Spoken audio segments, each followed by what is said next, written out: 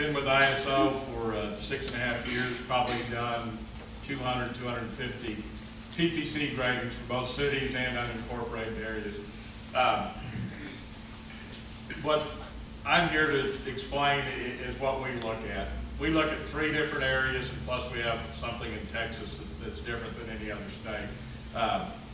ISO is basically a nationwide private company that we are paid by the insurance companies to do these evaluations, and they buy that information from us. I think nationwide we've done 45,000 different communities. We look at 3 areas. The first area is the communications, and that counts for 10% of the total score. This next area we look at is the water system, or the lack of a water system, and that counts for 40% of the total score. And then we look at the fire department, which is 50% of the total score. We look at equipment in the fire department. We look at personnel, training, whether they need ladder trucks or service companies, the amount of, if it's a volunteer department, their response on structure fires. And in Texas, we then have the Texas addendum or Texas exception, which recognizes building codes and fire codes and fire prevention programs, CAVs, and additional training for volunteer fire departments. It's very beneficial in Texas. It's made a lot of communities improve one class over what they would have if they were in another state. So that's the basics of what we look at. I know I didn't do the survey of Grand Saline. James Manry, who trained me, who's actually doing the city of Plano this week, or he would have been here. He did the grading. He's coming back to look at the alternative water grading. I think it's sometime in October. But feel free to ask any questions on the procedures and what we look at.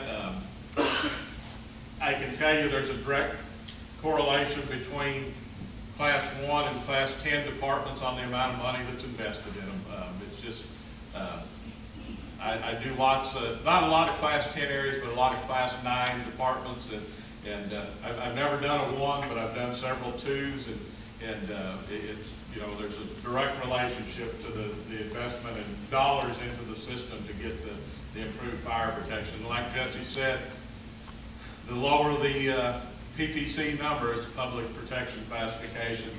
There's a direct, and I've got some flyers and some other information that feel free to take. There's a direct reduction in the losses, and fire is still, you know, is the #1 loss for insurance companies, so it's the biggest factor in determining the cost of insurance. So it's very important to them, and like I said, the products that ISO provides to the insurance companies actually gets where they can look up locations of addresses and find out all kinds of statistics on those residents. And I know that in the past it could have been kind of general. You'd see lots of, like if Grand Saline had a 4, and then sometimes there was just 4s wrote in areas where they didn't need to be done. But you know, the insurance companies are paying a lot closer attention to it. So that's my spiel on what I do, and if you have any questions, feel free to ask.